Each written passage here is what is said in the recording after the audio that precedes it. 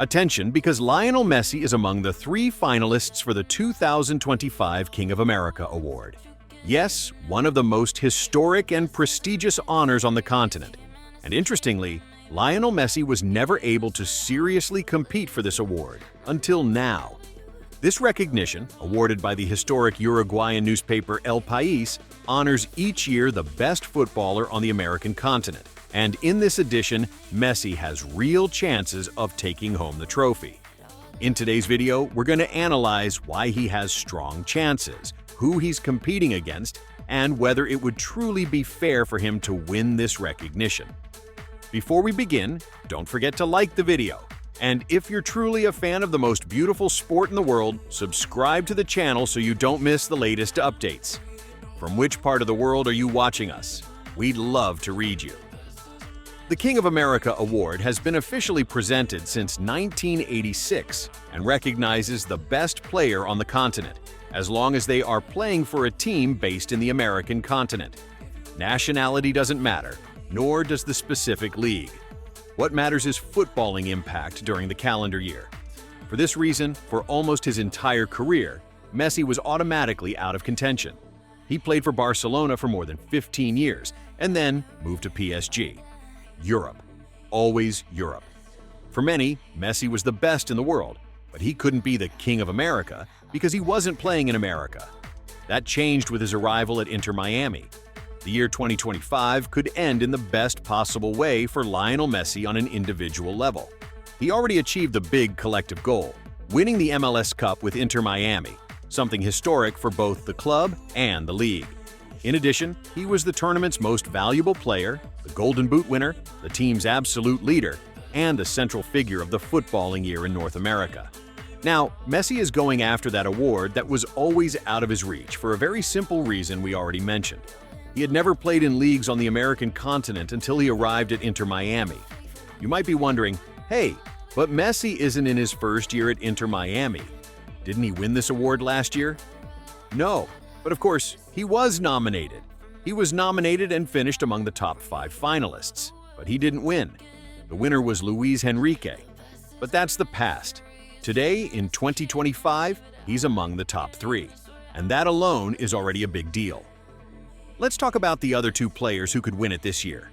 The 3 official candidates are Giorgian de Arrascaeta, Flamengo, Brazil; Adrian Martinez, Racing Club, Argentina; Lionel Messi, Inter Miami, United States. 3 very different profiles, 3 different contexts, and 3 seasons that are worth analyzing in depth. Let's start with Adrian Martinez, striker for Racing Club of Argentina. He was key in winning the Copa Sudamericana, finishing as the team's top scorer and being an important piece throughout the season. His 2025 numbers: 45 matches, 22 goals, and 3 assists. Not bad. They're good numbers. No one disputes that. But being honest, they're not figures that put him on the same level as the other 2 finalists. In addition, his second half of the year was clearly weaker than the first, and that also matters. Maravilla had a very commendable year, but it would be surprising, and even strange, for him to finish ahead of Messi or de Arrascaeta in the final vote. Now yes, the name that can truly challenge Messi, Giorgian de Arrascaeta. The Uruguayan was one of Flamengo's standout players, probably the most powerful team on the continent in terms of squad, structure, and recent history. Flamengo won the Copa Libertadores, the Brasileirão, and had a very solid season across all competitions. His 2025 numbers: 61 matches, 23 goals, and 18 assists. And here we need to make a key clarification. De Arrascaeta is not a striker. He plays as an attacking midfielder, a creator, an organizer. Therefore, his statistics are extremely high for his position. He participates, assists, scores, shows up in finals, and delivers in big matches. All of that adds up a lot. Based on context, titles, and consistency, de Arrascaeta is Messi's main rival. If he wins the award, no one could say it's a robbery. Now let's get to what really matters. Lionel Messi's numbers in 2025. 49 matches played, 43 goals, and 26 assists. Yes, you heard that right. Messi generated more than 1 goal per match throughout the entire season. He was the continent's top scorer, the absolute leader in goals created, and the standout player of the year. On top of that, we must add MLS Cup champion, League MVP, Golden Boot winner, outstanding performance in the Club World Cup, and, no small detail, the historic impact at Inter Miami. And all of this in a team that doesn't even come close to Flamengo's power. Comparing Inter Miami's squad to Flamengo's is simply unfair.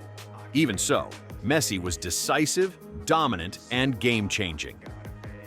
The big debate: does not winning the Libertadores matter? The main argument used by Messi's haters is that he didn't win the Copa Libertadores, which is extremely important across the continent and in the eyes of the world. Messi didn't win the Libertadores. That's true. But there's a key, and quite silly, detail.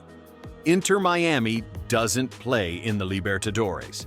How could he have won it? Beyond that, there are several historical cases of players who won the King of America award without winning the Libertadores. Jose Saturnino Cardozo, 2002, won the award playing for Toluca, without Libertadores or Conca champions.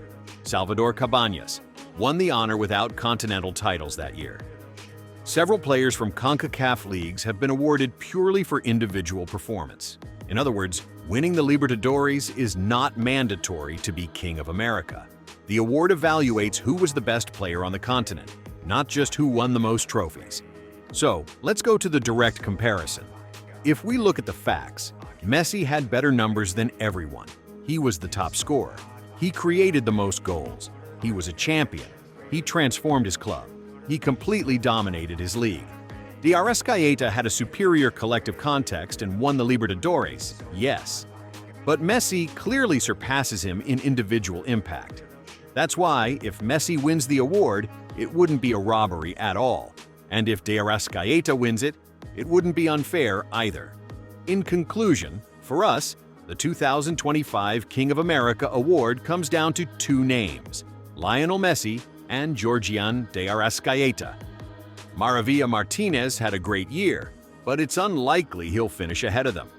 Messi arrives with the best individual season, the best numbers, the greatest footballing impact, a more difficult context, a historic performance. De Arrascaeta arrives with great numbers, continental titles, a dominant team, a brilliant collective season. Either one can win. But saying that if Messi wins, it's a gift or a robbery is simply false. Now I ask you, who do you think deserves to be the 2025 King of America? Messi for individual performance or De Arrascaeta for titles? Leave your opinion in the comments, share this video, hit like, and subscribe for more football analysis. The winner of this award will be announced on December 31st, and of course, we'll make a new video when that happens. Until next time,